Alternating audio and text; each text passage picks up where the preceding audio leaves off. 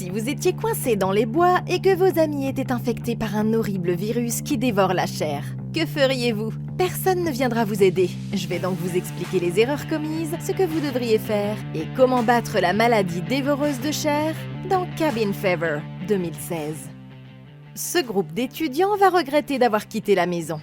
Ils vont passer quelques jours dans une cabane au bord d'un lac, au milieu de nulle part. En chemin, ils voient un gamin assis tranquillement devant sa maison avec un masque de lapin sur le visage. Paul descend de la voiture et s'approche de lui. Il lui tend la main pour lui dire bonjour, quand tout à coup le gamin lui mord brutalement la main. Paul hurle de douleur. Le père de l'enfant sort de la maison et gronde le garçon pour avoir fait une erreur aussi stupide. Paul insiste que c'est pas de sa faute, mais l'homme l'ignore et ordonne à l'enfant d'aller jouer ailleurs. Le père suggère alors à Paul de se laver les mains à l'aide du tuyau d'arrosage. Mais au moment où l'homme s'éloigne, Jeff l'interpelle et lui reproche de laisser son gamin s'asseoir seul devant la maison alors qu'il pourrait être un danger pour d'autres personnes. L'homme revient sur ses pas et interroge Jeff sur ses intentions. Jeff lui fait comprendre que cet incident pourrait donner lieu à une poursuite et il informe le père qu'il pourrait avoir de graves ennuis. Son ami décide de ramener l'homme à l'intérieur alors que la petite amie de Jeff reproche à ce dernier la terrible situation dans laquelle ils les mettent tous. À l'arrière de la maison, Paul lave sa blessure, et même si ça ne paraît pas si grave, il est loin de se douter que ses amis et lui vont connaître une mort atroce. Toujours à la station-service, le groupe jette un œil à ses bocaux remplis d'un liquide jaune. L'ami du père reprend le pot que tient Marcy, et la prévient qu'il contient de l'urine de renard qui donne envie à toutes sortes d'animaux de vouloir s'accoupler avec lui. Bert informe les autres qu'il va chercher de la bière. L'ami du père leur demande alors ce qu'ils font ici, dans la cambrousse. Jeff lui répond qu'ils sont en vacances, et d'une voix étrange, l'homme leur souhaite de bien s'amuser. Paul revient en tenant sa main blessée, et l'homme les avertit alors qu'ils devront être prudents, surtout quand ils feront de la randonnée dans les bois. Il ajoute que la maladie de Lyme est fréquente dans la région, et qu'ils doivent faire attention aux tiques. Quelques randonneurs sont tombés malades la semaine précédente, et d'une voix sinistre, il leur dit que les médecins se sont occupés d'eux. Troublé, Jeff insiste pour qu'il s'explique davantage. C'est alors que le père confronte Bert et l'accuse de lui avoir volé une barre de Snickers. Bert s'excuse et lui rend sa barre chocolatée. Le père exige qu'il s'en aille avec ses potes, et l'homme les regarde fixement avec son ami quand il s'éloigne. Il est clair que les habitants n'aiment pas les étudiants, et ils ne tarderont pas à les traquer. Le groupe s'enfonce dans la campagne et Karen prend soin de la main de Paul. Ils arrivent enfin à leur destination, la cabane au bord du lac. À l'intérieur, Jeff trouve un message qu'il lit à voix haute. Si vous voulez vous amuser, vous n'êtes pas au bon endroit. Le groupe ignore cet avertissement, mais ils ne réalisent pas encore qu'ils vont vivre la semaine la plus terrifiante de leur vie. Ok, ces gens sont super bizarres. Traîner dans une forêt contaminée par la maladie de Lyme et s'en approcher d'aussi près n'est pas l'idée que je me fais de belles vacances. Mais il ne se passe pas grand-chose encore qui laisserait présager que des événements terrifiants sont sur le point de se produire. Cela dit, qui a envie de passer du temps dans une maison de vacances située dans les bois et infestée de tiques susceptibles de provoquer une maladie qui pourrait changer le cours de votre vie? Bon, en même temps, la maladie de Lyme n'est pas mortelle en général, et dans la plupart des cas, elle peut facilement être traitée avec des antibiotiques. Mais dans certains cas, quand elle n'est pas détectée et traitée à temps, elle peut conduire à un stade terminal de la maladie qui endommage les articulations, les nerfs et le cerveau. Jeff n'a jamais dit comment il a réservé cette cabane, mais pas sûr que la brochure mentionnait des tiques porteuses de virus. Si c'était moi, à leur place, j'essaierais de savoir comment Jeff a réservé cette cabane et s'il y a possibilité de se faire rembourser. Nous savons déjà que des randonneurs sont tombés malades une semaine auparavant et ils ont dû être soignés. C'est une raison valable pour que toute agence de location de vacances nous rembourse. Les sites de location de vacances comme Airbnb ont généralement des politiques de remboursement qui permettent d'annuler si la location en question n'est pas habitable ou si elle représente un danger pour la santé ou la sécurité. Étant donné qu'un des principaux attraits de cette cabane est d'être dans les bois, les vacances sont déjà gâchées si nous devons nous inquiéter des tiques. M'en aller avant de me faire mordre par autre chose que Dennis est la meilleure chose à faire ici. L'autre détail que je dois garder à l'esprit, c'est qu'il est tout à fait possible que personne d'autre ici ne voudra partir juste parce qu'il y a des tiques. En plus, il n'y a qu'une seule voiture pour nous 5. Les autres membres du groupe pourraient penser que je dramatise. Et je vais devoir justifier les raisons pour lesquelles nous devrions partir au lieu de prendre le risque de rester tout le week-end. Je retournerai en ville pour avoir du réseau et avec mon téléphone, je ferai des recherches sur ce qui est arrivé aux randonneurs et qui a nécessité un traitement. S'il n'y a pas d'article ou d'informations en ligne, je contacterai l'hôpital local et le bureau du shérif pour voir s'ils peuvent me fournir quelque chose. Dans le pire des cas, j'irai voir l'ami du père qui a vu les randonneurs. Même si je ne souhaite plus jamais revoir le père ou son gamin bizarre, j'irai en dernier recours leur demander ce qu'ils ont appris sur les randonneurs. Si je parviens à obtenir leur nom, je pourrais les rechercher sur Google et voir si je trouve des informations sur ce qui s'est passé, ou même contacter leurs amis et leurs familles pour connaître la gravité de leur état. J'aurai alors suffisamment d'informations pour revenir vers mes amis et les convaincre de se barrer de cette foutue cabane et d'aller plutôt sur une plage quelque part dans les Caraïbes, loin de ces tarés. Bert arrive et fait des compliments sur la maison, mais il mentionne qu'il n'y a pas de télé pour Jeff. Karen lui dit qu'elle n'a même pas de réseau sur son téléphone, qui veut dire qu'il n'y a probablement pas internet ici non plus. Bert se demande comment ils vont pouvoir tenir une semaine sans télé, sans internet et sans fumer d'herbe. Jeff insiste sur le fait qu'ils n'ont pas besoin de ça pour s'amuser, et il monte coucher avec sa copine. Plus tard, Bert se rend au lac avec un fusil d'assaut, et il prend Paul par surprise. L'étudiant explique qu'il veut améliorer ses chances de survie et s'entraîner dans ce grand espace autour d'eux. Paul lui dit que c'est une mauvaise idée, parce qu'il pourrait finir par tirer sur quelqu'un, et il demande à son ami d'être prudent. D'un coup, Bert, sans faire exprès, tire une rafale de coups de feu dans sa direction. Il s'excuse immédiatement, et Paul s'éloigne en lui ordonnant de garder l'arme hors de sa vue. Le jeune homme retrouve Karen, son crush du moment, en train de se prendre en selfie, et il lui demande comment elle arrive à avoir du réseau ici. Karen lui répond qu'elle peut toujours mettre des images en ligne, mais que c'est juste très lent. Paul insiste pour qu'elle pose son téléphone et profite plutôt de la nature. Il demande ensuite à la jeune fille depuis combien de temps ils se connaissent, et Karen lui rappelle qu'ils sont amis depuis l'école primaire. Tout en se déshabillant sensuellement, elle demande à Paul s'il veut nager, et elle le défie de faire la course. Pendant ce temps, Bert se promène dans les bois, et il s'amuse avec son arme, quand tout à coup, il tire accidentellement sur un homme défiguré. Celui-ci boite vers lui et lui hurle dessus. La peau de l'étranger est en train de pourrir, et il est clair que quelque chose ne va pas chez lui. Terrifié, Bert lui ordonne de ne pas avancer, mais l'homme ne l'écoute pas, ce qui l'oblige à tirer en l'air pour lui faire peur. L'étranger le supplie d'appeler à l'aide, mais Bert s'enfuit alors qu'il lui crie de revenir. L'étudiant retourne à la cabane. Jeff et sa petite amie le confrontent au sujet du feu qu'il a allumé plus tôt, mais qu'il n'a pas pris la peine d'éteindre. Marcy lui reproche de constamment faire des conneries et d'avoir apporté une arme dans leur cabane de vacances. Énervé, il lui demande ce qu'il faisait, et Bert leur ment disant qu'il chassait des écureuils. Il ne se doute pas qu'il vient de commettre la plus grosse erreur de sa vie. Ce soir-là, le groupe se retrouve autour d'un feu de camp et Jeff demande à Paul de leur raconter son histoire personnelle. Le jeune homme hésite à se confier parce que son histoire est très traumatisante. Les autres le pressent de la raconter, et Bert l'encourage aussi dans ce sens. Finalement, Paul accepte. Il raconte que tous les week-ends avec son père, il allait dans un vieux bowling de la ville. Mais il s'est passé quelque chose de terrible là-bas. Un jour, son père lui a annoncé que l'établissement a été fermé parce qu'un employé avait pris ses collègues en otage sous la menace d'une arme. Il les avait attachés chacun à une chaise et les avait disposés en cercle de manière à ce qu'ils soient face à face. Il avait ensuite bâillonné les employés, les avait battus, puis les avait tués sauvagement l'un après l'autre. Et pour finir, l'employé psychotique les avait démembrés à l'aide d'une hache. Quand la police était arrivée, elle n'avait trouvé que les torses des employés. Et depuis, plus aucune trace du tueur.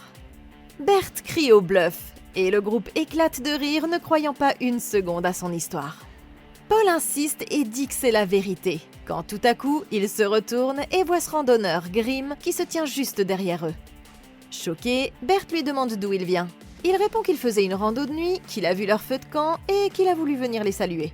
Grim s'assoit avec eux et le groupe lui demande ce qu'il fait dans la forêt. L'homme leur répond qu'il profite de la nature avec son chien, et il mentionne que cette région abrite certains des meilleurs sites d'escalade libre. L'étranger leur demande alors s'il peut rester avec eux, mais Jeff lui répond qu'ils étaient en plein dans une conversation privée.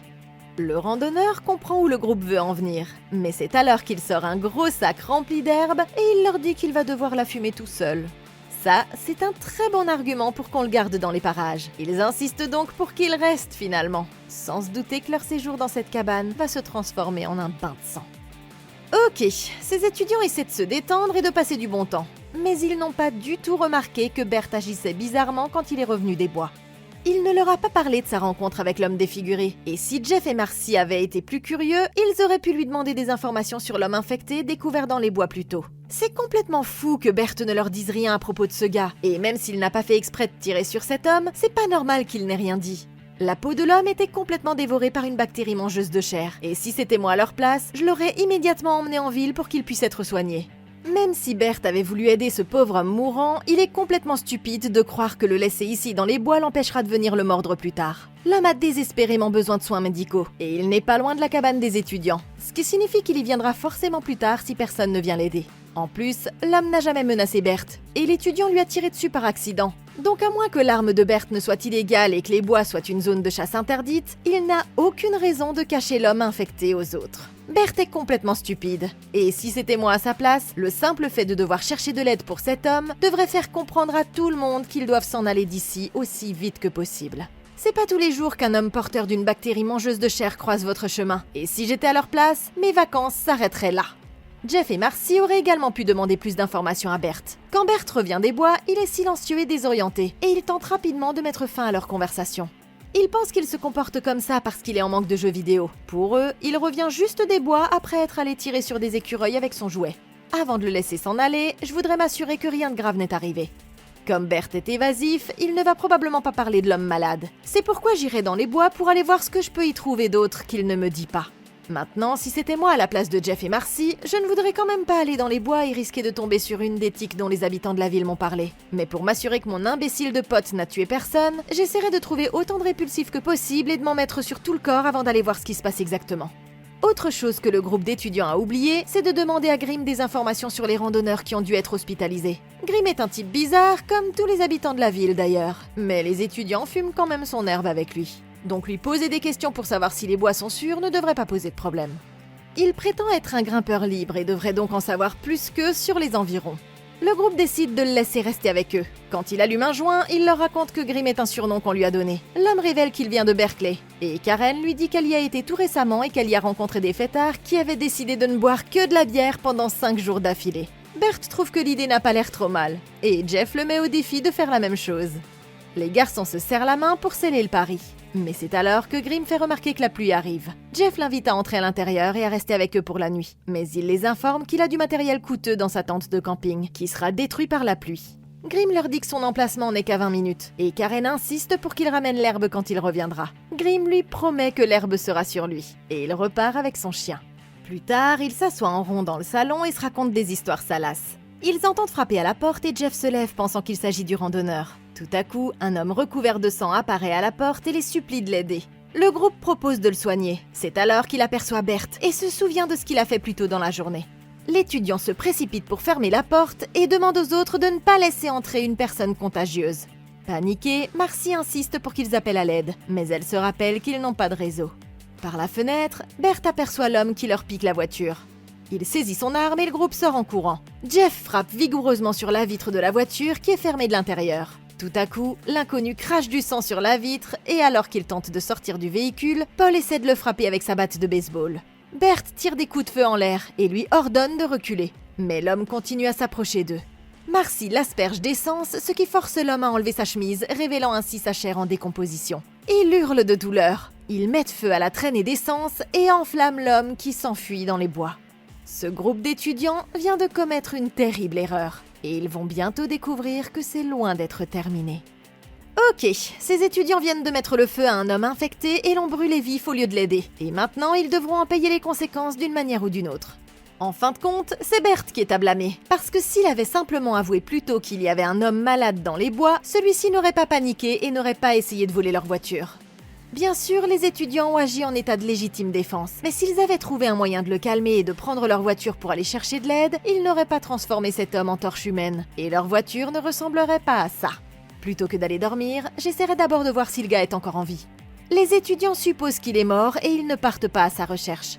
Il a peut-être survécu au feu et il pourrait maintenant être allongé quelque part en train de souffrir pendant qu'eux vont dormir tranquillement. Si je ne le retrouve pas, je retournerai en ville à pied ou jusqu'à ce que je trouve du réseau. Et je contacterai quelqu'un pour l'informer de ce qui s'est passé. Les étudiants ont raison d'utiliser l'argument de la légitime défense, mais il y avait une possibilité de désamorcer la situation.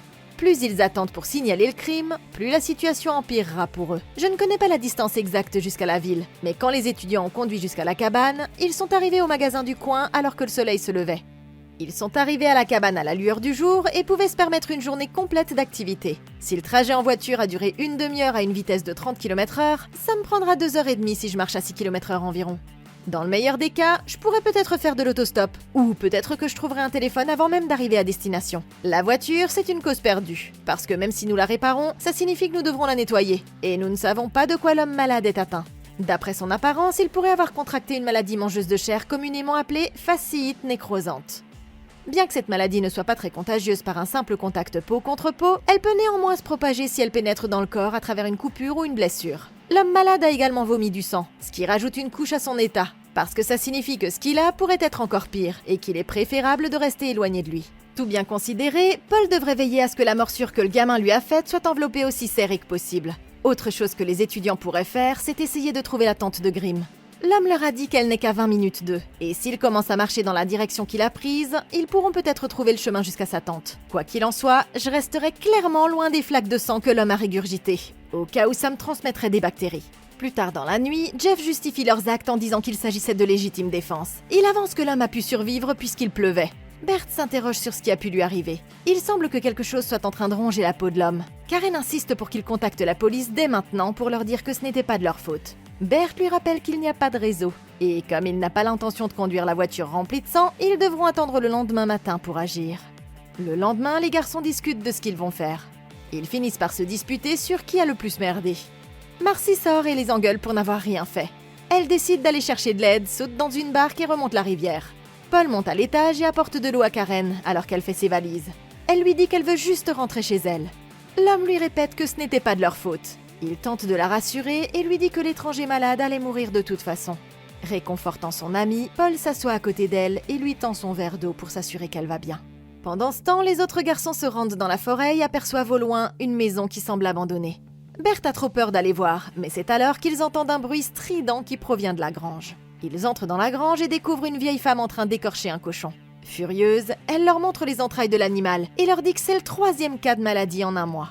Ils décident de changer de sujet et lui demandent si elle connaîtrait des mécaniciens dans la région. La dame leur dit qu'ils doivent aller en ville. Elle précise qu'elle ne peut pas les y emmener, parce qu'elle en revient. Jeff lui demande poliment de les prévenir si elle y retourne, et il explique qu'il loge dans une cabane à quelques kilomètres de là. La dame s'excuse de ne pas avoir réalisé la gravité de leur situation, et elle les invite chez elle. Elle leur précise qu'il y a une radio à l'intérieur qu'ils pourront utiliser pour appeler leurs amis. Plus tard, Bert la remercie et lui dit qu'un fou a essayé de leur voler la voiture la nuit précédente.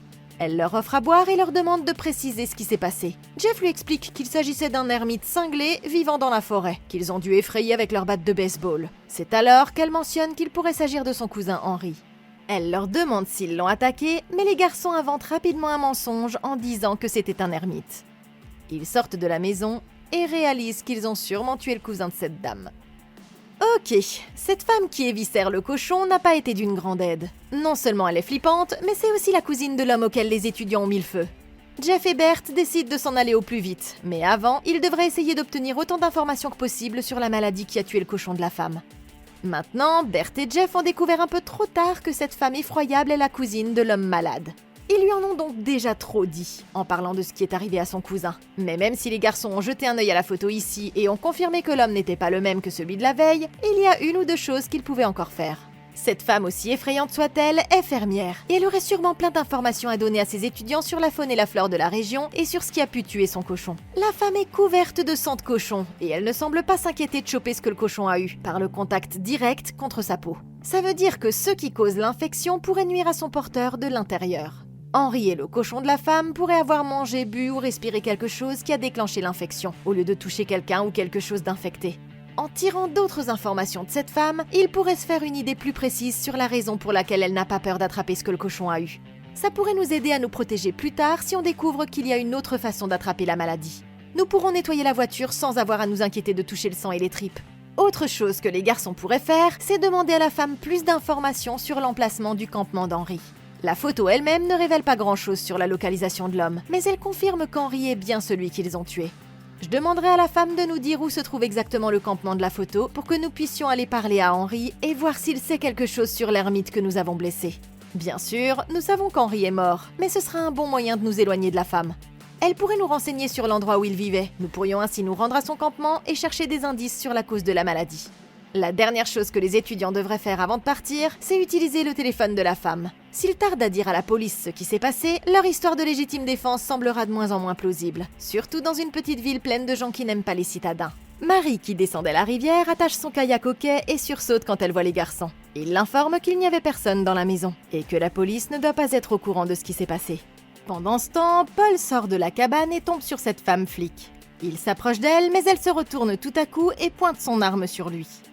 La femme se présente comme l'adjointe Winston, et elle lui demande de raconter ce qui s'est passé la nuit précédente. Il lui explique qu'un homme malade est venu faire une scène, mais qu'ils n'ont pas pu appeler à l'aide parce qu'il n'y avait pas de réseau.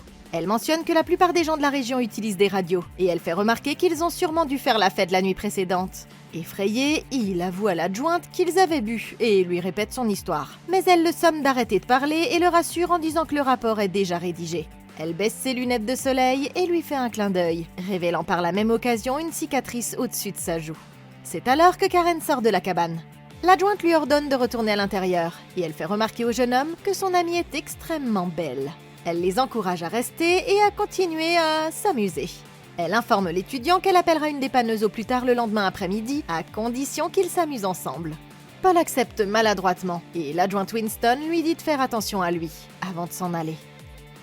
Plus tard dans la journée, les garçons commencent à laver le sang de la voiture. Bert sort de la voiture et vomit de dégoût. Il demande à Paul si l'adjointe va revenir. Celui-ci admet que la femme n'est pas digne de confiance, mais il suppose qu'ils n'auront pas d'ennui en ce qui concerne l'incident.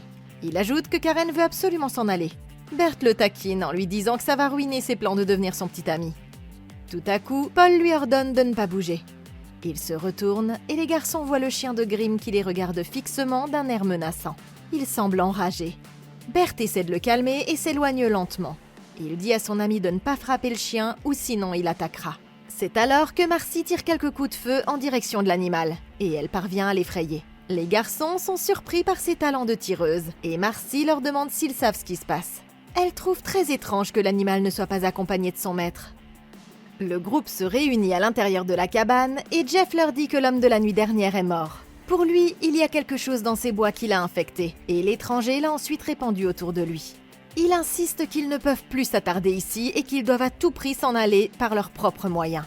Les autres suggèrent qu'avant de partir, ils devraient informer quelqu'un des incidents survenus, et Jeff accepte cette suggestion à contre-cœur. Mais Paul pense que l'adjointe classera l'affaire parce qu'ils sont considérés comme des étrangers ici. Karen ne se sent pas bien et décide de quitter la table, et elle retourne dans sa chambre. Le jeune homme la suit jusqu'à son lit et lui demande si elle veut manger. C'est alors que la jeune fille l'attrape par la main et insiste pour qu'il reste avec elle un moment. Dehors, Jeff fait le guet avec le fusil pendant que Bert répare leur voiture. Tout à coup, le méchant chien réapparaît et l'homme tente de l'effrayer avec son fusil. Mais l'animal ne recule pas, même s'il tire dans sa direction à plusieurs reprises. Pendant ce temps, Paul se réveille à côté de son crush et ils décident de passer un moment plus intime ensemble. Mais Karen se plaint d'avoir super mal et il réalise qu'il y a du sang sous les draps. Horrifiée, Karen découvre que ses jambes sont couvertes de lésions et que sa peau commence à pourrir. Paul se précipite dehors pour prévenir les autres. Ils viennent tous dans la chambre et dès que Bert voit les dégâts, il décide qu'il faut la laisser seule ici, terrifiée à l'idée qu'elle soit contagieuse. La jeune fille infectée hurle de douleur et elle supplie Paul de ne pas la laisser seule. Mais Bert le sort de force de la chambre. Il ferme la porte et conseille à Karen de rester au lit jusqu'à ce qu'il trouve de l'aide. Et voilà, maintenant une de leurs amies est infectée et ils n'ont toujours aucune idée de ce qui se passe. Ok, mais qu'est-ce qui ne tourne pas rond chez les gens de cette ville ? Les étudiants ont eu de la chance, et l'adjointe Winston ici ne semblait pas du tout préoccupée par ce qui est arrivé à l'homme malade qu'ils viennent de tuer, même si leur voiture est couverte de sang et ressemble à ça. Elle se préoccupe uniquement de savoir si les étudiants aiment faire la fête, et elle interrompt Paul quand il essaie d'expliquer ce qui s'est passé. Elle n'appelle aucun renfort, ne cherche même pas le malade et ne demande pas aux étudiants de venir au poste pour faire une déclaration officielle sur l'incident. Ce comportement est tellement bizarre et suspect qu'on en vient à se demander si toute la ville n'est pas impliquée dans une sorte de complot visant à empoisonner et à tuer les étrangers. Toutefois, l'adjointe Winston ne fait rien non plus pour faire peur aux étudiants. Bien au contraire, elle les laisse tranquilles. Si c'était moi à leur place, je quitterais la ville dès que la voiture sera réparée. Non seulement c'est une ville où une maladie mangeuse de chair se propage, mais la police n'a pas l'air de vouloir nous aider non plus s'il devait nous arriver quelque chose. Jeff ici est un vrai connard, mais il n'a pas tort de vouloir partir. Le chien malade de Grimm vient juste de faire son apparition sans son maître et nous pourrions être les prochains sur la liste de la mystérieuse maladie. Plutôt que de rester, j'envelopperai Karen dans un sac plastique, je la balancerai sur le siège avant de la voiture et je me casserai d'ici. Le seul moyen de se débarrasser des bactéries mangeuses de chair, c'est de prendre des antibiotiques et de retirer la peau infectée. Donc en bref, elle a besoin de soins médicaux. Le truc intéressant dans le fait que Karen soit malade, c'est qu'elle n'a pas touché l'homme malade ni le chien de Grimm. Donc si elle a contracté la maladie mangeuse de chair, ça confirme à nouveau la théorie de la femme au cochon. C'est-à-dire que la maladie ne s'attrape pas par contact de peau contre peau, mais bien par ingestion. Pour inclure différentes substances, je demanderai à Karen de faire une liste de tout ce qu'elle a mangé et bu au cours des dernières 24 heures. Je me baserai ensuite sur ce que les personnes qui n'ont pas encore été infectées ont mangé et bu pour isoler ce qui est porteur de la maladie. Comme ça signifie également que la nourriture, l'air ou l'eau peuvent être contaminés, notre santé est en danger si nous restons ici. Les étudiants doivent partir immédiatement. Karen ici craint qu'ils aient des ennuis, surtout quand le corps de l'homme malade sera retrouvé. Mais s'ils vont voir la police en dehors de ce comté en leur disant qu'ils ont dû partir pour leur propre sécurité, tout devrait bien se passer. Surtout s'ils font des recherches plus tard et découvrent des preuves d'une maladie mangeuse de chair partout dans les bois. La disparition de Grim et la maladie de Karen sont autant de signes qu'il y a danger. Et ils ont suffisamment de preuves pour ne pas avoir envie de consommer quoi que ce soit dans cette ville. Mettre Karen dans la voiture ne devrait pas poser de problème non plus, parce que la maladie ne se transmet pas par contact direct avec la peau, et l'emmener chez un médecin pourrait lui sauver la vie. Pendant qu'il répare la voiture et transfère Karen, il devrait donner le fusil d'assaut à Marcy, qui est la meilleure tireuse du groupe. Elle veillerait à ce que ce chien ne morde aucun d'eux pendant l'opération. Ce soir-là, Marcy examine ses amis pour être sûre qu'ils ne sont pas infectés, et elle demande ce qu'il faut faire de Karen. Mais c'est alors que la fille blonde sort de la chambre et leur demande de la mettre en quarantaine, loin de la cabane. Le groupe l'emmène dans une remise remplie d'outils où il lui installe un matelas. Paul la rassure en lui disant que quelqu'un gardera un œil sur elle avant de fermer la porte derrière lui. Il informe les autres qu'il va aller chercher de l'aide, mais Marcy se demande où il en trouvera vu qu'il n'y a personne à des kilomètres à la ronde. Elle souligne aussi que le chien enragé est toujours dans les parages. Mais la vie de sa chérie est en danger, et Paul veut tenter sa chance. Son ami lui lance une lampe torche et il s'en va en courant. Il se ferait un chemin dans la forêt quand tout à coup il entend un grognement terrifiant et réalise alors que le chien doit être quelque part dans le coin. Il éclaire autour de lui avec sa lampe torche et crie au chien de sortir et de lui faire face. Mais il ne le voit nulle part. Le jeune homme poursuit sa route dans les bois et tombe sur cette caravane. Il regarde à l'intérieur, mais c'est alors qu'une femme armée d'un fusil de chasse apparaît et le menace en lui disant de s'en aller tout de suite. L'étudiant tente d'expliquer sa situation, mais son mari apparaît à moitié nu et le gars s'enfuit avant qu'il ne le tue.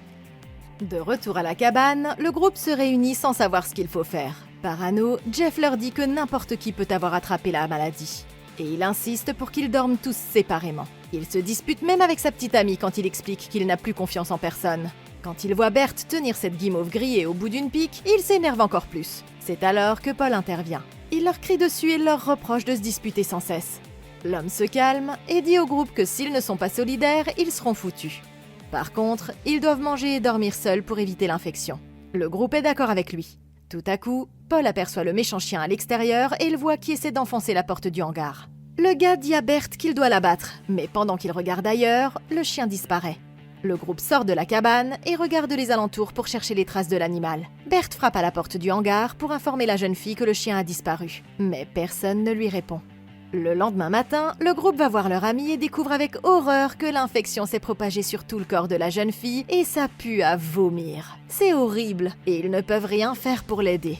Pendant ce temps, Berthe réussit à faire démarrer la voiture. Mais alors que ses amis portent Karen jusqu'à la voiture, Berthe tousse et crache du sang noir. Il voit que son bras est infecté. D'une manière ou d'une autre, il a contracté la maladie et il exige qu'ils montent tous en voiture immédiatement. Mais c'est alors que Karen crache elle aussi du sang. La situation est terrifiante, et elle ne fait qu'empirer de minute en minute. Ok, ça n'a absolument aucun sens d'avoir isolé Karen dans cette remise. Paul ici l'a embrassée, et il était littéralement sur le point d'aller beaucoup plus loin physiquement avec elle. Mais lui n'avait aucun signe de lésion ou de plaie sur son corps. Si la maladie était transmissible d'une personne à une autre par le contact avec la peau, alors Paul serait déjà foutu et montrerait des signes de décomposition. Mais si les étudiants voulaient vraiment découvrir la source de la maladie, ils pourraient isoler Paul et voir si quelque chose lui arrive à lui aussi. Puisqu'il a embrassé Karen, ils ont techniquement échangé leur salive, et il est possible qu'il ait attrapé la maladie en avalant la salive de la jeune fille. Si Paul tombe malade, nous saurons que la maladie a été transmise par ingestion. En plus, déplacer Karen dans la remise les a sûrement exposés davantage à la contamination alors qu'ils en avaient peur. Si on l'avait enfermée dans la remise et qu'on avait scellé la porte avec des chiffons et du linge, ça aurait minimisé les risques d'attraper la maladie par l'air. Paul et ses amis n'ont toujours pas réussi à faire fonctionner la voiture. Quand Paul fuyait le chien, il s'est retrouvé nez à nez avec un couple qui vivait dans une caravane dans les bois, à une courte distance de leur position. Bien que le couple ne soit pas dans de bonnes dispositions, Paul devrait ramener ses amis, maîtriser le couple et s'emparer de leur téléphone. Il s'agit d'une situation de vie ou de mort. Si ces gens ne comprennent pas que ces jeunes ont désespérément besoin d'aide, alors ils méritent de rester dans le froid en sous-vêtements pendant que les étudiants appelleront n'importe qui en dehors du comté pour les aider. À ce stade, si c'était moi à leur place, je n'appellerais pas la police, parce que je tomberais sur l'adjointe Winston, qui n'a été d'aucune aide avant. Dans ce cas, j'appellerais plutôt un membre de la famille de l'étudiant qui habite le plus près de la cabane, pour qu'il contacte les forces de l'ordre de sa région. Je ferai alors une déposition officielle de ce qui nous arrive, à moi et à mes amis, en dehors de cette ville forestière. Du coup, on ne pourra pas me blâmer de ce qui se passera plus tard. Soit on nous enverra des renforts pour nous aider à sortir de là avant le matin, soit ça mettra la pression sur les forces de l'ordre local pour qu'elles viennent nous chercher. Dans le pire des scénarios, les membres de la famille que j'aurais pu contacter pourraient venir nous chercher avant le matin. L'autre problème que les étudiants négligent d'aborder, c'est le chien de Grimm. Même si c'est triste, les étudiants doivent l'abattre. Il est enragé et infecté. Et Bert n'arrive pas à réparer la voiture parce qu'il craint de sortir de peur de se retrouver nez à nez avec le chien. Jeff remarque que l'état de santé de Bert se détériore. Il lui demande s'il est en état de conduire, mais il insiste pour qu'il monte à bord avant que la situation de Karen n'empire. Il est clair qu'il évite la question, et Jeff exige de savoir s'il a touché l'étranger infecté. Mais tout à coup, Bert démarre et s'en va seul chercher de l'aide. La situation devient de plus en plus incontrôlable. Jeff retourne dans la cabane et ressort avec 2 caisses de bière. Sa petite amie lui demande ce qu'il fait, et l'homme blâme les autres pour tout ce qui se passe. Il a décidé qu'il allait ingurgiter des tonnes de bière pour se protéger. Paul retourne à l'intérieur de la cabane, met le linge de lit contaminé dans un sac poubelle et le jette dans le lac. Plus tard dans la journée, Marcy commence à perdre espoir devant leur situation actuelle, alors qu'ils sont les 2 seuls occupants de la cabane. Elle reconnaît qu'il est inutile de faire quoi que ce soit pour l'instant, et elle avoue vouloir coucher avec Paul avant qu'ils ne meurent tous. Pendant ce temps, Bert retourne à la station-service et demande de l'aide au père de Dennis. Il lui explique que son ami est gravement malade et condamné. L'homme dit à l'étudiant de garder ses distances quand il constate à quel point il est malade. Il accepte à contre-cœur d'appeler un médecin. Il entre dans la station-service pour passer un appel, mais c'est alors que son fils enlève son masque et se précipite sur Bert. L'enfant lui mord la main et Bert hurle de douleur. Le père se précipite dehors et maudit Bert de causer tous ses problèmes. Il lui raconte qu'il a déjà perdu un enfant et qu'il ne veut pas en perdre un autre. C'est alors que Bert se met à tousser violemment et à cracher du sang en grande quantité. Choqué, le père lui dit qu'ils vont régler ce problème tout de suite, qu'il le veuille ou non. C'est alors que son ami sort avec un fusil. Bert panique, remonte dans la voiture et s'en va. Son autre ami empêche le père de tirer et l'assure qu'ils vont tuer tous ses étudiants pour être sûr que personne d'autre n'attrape la maladie. Pendant ce temps, Paul entre dans la remise pour apporter de l'eau à Karen, alors que l'infection continue de s'aggraver. Il retourne dans la cabane et monte prendre des nouvelles de Marcy. Il voit que son corps présente également des signes d'infection. Déterminé à rester en vie, il dit à la jeune fille qu'il va chercher Jeff pour qu'il puisse partir maintenant et enfin obtenir de l'aide. Dans la salle de bain, Marcy se rend compte que ses blessures s'aggravent et que ça n'a rien à voir avec ses ébats avec Paul. Pendant ce temps, Bert roule à toute vitesse vers la cabane alors qu'il est pourchassé par le père et ses amis. Il tire sur sa voiture et explose la vitre arrière. Bert réussit à les semer, mais son moteur tombe en panne. Il n'a pas d'autre choix que de sortir du véhicule et de s'enfoncer dans la forêt. Pendant ce temps, Paul cherche Jeff et lui crie de sortir de sa cachette, mais il ne le trouve nulle part. Tout à coup, l'homme défiguré surgit du lac et le fait tomber dans l'eau. Il essaie de le noyer tout en lui crachant du sang au visage. Paul parvient à maintenir l'étranger sous l'eau jusqu'à ce qu'il meure, et il regagne la rive. Essoufflé, il remarque un panneau qui pointe en direction du réservoir, et c'est alors qu'il réalise que l'infection vient de l'eau. Dans la forêt, Bert est toujours poursuivi par les habitants furieux qui lui courent après.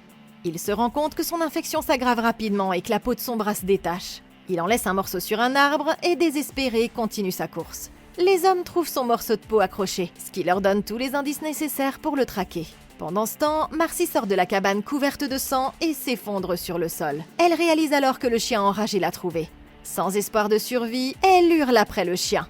Mais elle ne peut rien faire pour sauver sa vie. Ça fait une victime et il en reste 4. Plus tard, Paul revient et découvre ce qui reste de Marcy. Un corps horriblement déchiqueté et pratiquement réduit en bouillie. C'est alors qu'il entend Karen hurler à mort. Il saisit le fusil dans la cabane et se précipite vers la remise. Il ouvre la porte et découvre le chien en train de dévorer la jeune femme. Il abat le chien et sauve ainsi la vie de son ami. Karen supplie l'homme de la tuer. Il essaie de faire feu, mais le fusil ne marche pas. Il doit être vide. Faute de mieux, il décide de répandre de l'essence dans la remise. L'homme allume ensuite une fusée éclairante, la jette au sol et brûle Karen à mort. À présent, il est tout seul et ses amis ne seront pas là pour le sauver. Ce qui fait 2 victimes et il en reste 3. Ok, c'est extrêmement triste. Karen, Marcy et Paul se sont tous écroulés dans un délai si court qu'il est difficile de savoir qui est mort le plus rapidement. Une fois que le virus est dans le corps d'une personne, il n'y a aucun moyen de s'en débarrasser à moins de prendre des antibiotiques. Et prendre la voiture n'est même plus une option. Cependant, Paul aurait pu faire quelque chose d'horrible pour sauver sa peau. Malheureusement pour ses amis, Paul s'est rendu compte trop tard que la maladie mangeuse de chair se transmettait par l'eau. Apparemment, l'eau ne l'a pas encore contaminé. À moins d'avoir bu la tasse quand il était dans le lac, le seul moyen par lequel le virus a pu entrer dans son corps, c'est quand le gamin lui a mordu la main. Pour empêcher le virus de se propager dans son corps, il aurait dû se couper la main à l'aide d'une pelle ou d'une hache qu'il aurait trouvée dans la remise. C'est une solution horrible, et j'invite les âmes sensibles à s'abstenir. Mais c'est une pratique courante quand un des membres de votre corps ne peut être sauvé ou qu'il y a un risque que la maladie se propage au reste du corps. Si Paul enraye la maladie avant qu'elle ne se propage dans son système sanguin, il pourrait éviter de subir le même sort que ses autres potes. Il devra ensuite envelopper sa main d'un tissu pour arrêter l'hémorragie, mais il aura aussi besoin de soins médicaux immédiats. Sinon, il continuera à perdre du sang et ses efforts auront été vains. Marcy ici aurait pu vivre plus longtemps si elle n'avait pas décidé de se raser les jambes. Et franchement, c'était pas logique qu'elle le fasse à ce moment-là. Elle savait déjà qu'elle avait attrapé le virus quand elle a vu les lésions sur son corps. Au lieu de prendre un bon bain relaxant pour se détendre, Paul et Marcy auraient dû mettre au point une stratégie pour demander de l'aide. Comme il s'agit d'un ultime effort et qu'ils sont tous les deux en train de mourir, si c'était moi, à leur place, je mettrais le feu à la cabane. Marcy et Paul savent déjà qu'ils ont du kérosène et qu'ils peuvent facilement allumer un feu. Si la maison est en feu, d'autres personnes le verront et appelleront des renforts. Quand les équipes de l'Office national des forêts viendront éteindre le feu, ils verront dans quel état nous sommes et nous feront évacuer par hélicoptère. S'ils survivent tous, la prochaine fois qu'ils auront des vacances, ils devront écouter Marcy et aller au Belize plutôt, au lieu de louer une cabane chelou dans les bois. Paul trouve Berthe dehors, complètement épuisée par l'infection. Il essaie de lui expliquer que le père mécontent et son équipe arrivent. Tout à coup, Berthe est abattue sous ses yeux, ce qui fait 3 victimes, et il en reste 2. Le survivant se retourne et découvre les habitants en train de se féliciter d'avoir bien visé. Paul réagit rapidement, ramasse son fusil, mais se rappelle qu'il ne peut pas tirer. L'ami du père lui dit que le cran de sûreté est toujours enclenché. Paul retire la sécurité, remercie l'homme pour son conseil, et abat les 3 hommes. Maintenant qu'ils sont tous morts, Paul se dirige vers la route pour chercher leur voiture. Il trouve le pick-up du père et roule hors de la forêt. Il réalise que sa main blessée est maintenant infectée. L'homme panique et s'écrase contre un arbre. Épuisé, couvert de sang, il sort du véhicule en titubant et s'enfuit avant que le véhicule n'explose. Plus tard, il retrouve l'adjointe et ses amis en train de se détendre autour d'un feu de camp. Il la confronte au sujet de la dépanneuse qui devait passer. L'adjointe lui dit de se calmer et lui explique que le mécanicien a eu un problème et qu'il a eu besoin de sa propre dépanneuse pour lui-même. Furieux, Paul demande à la femme de l'emmener en ville. C'est alors que le shérif appelle son adjointe et l'informe que des étudiants sont entrés dans une spirale meurtrière près de la cabane. En entendant ça, l'adjointe et ses amis sortent leurs armes. Le shérif mentionne qu'ils sont tous atteints d'une horrible maladie mangeuse de peau qui infecte toute personne entrant en contact avec eux, et il lui ordonne de tirer à vue. L'adjointe demande à Paul de reculer, ce qui l'énerve. Il avance et un des amis de la femme lui balance sa guitare à la figure, frappant accidentellement son ami au passage. Paul décide de passer un accord avec l'adjointe et il insiste pour qu'elle aille à la cabane pour se créer un alibi et expliquer où elle était, pendant que lui ira chercher un médecin. L'adjointe accepte de le laisser partir et lui indique un raccourci vers la route principale. Paul la remercie pour son aide et avant de s'en aller, il l'avertit de ne rien toucher à l'intérieur de la cabane contaminée. Alors qu'il prend le raccourci à travers la forêt, il se rend vite compte qu'elle lui a menti et qu'il n'y a pas de route principale ici. Perdu dans les bois, l'homme s'effondre et meurt tout seul, ce qui fait 4 victimes et il en reste une. Le lendemain matin, Jeff arrive à la cabane et découvre que tous ses amis sont morts.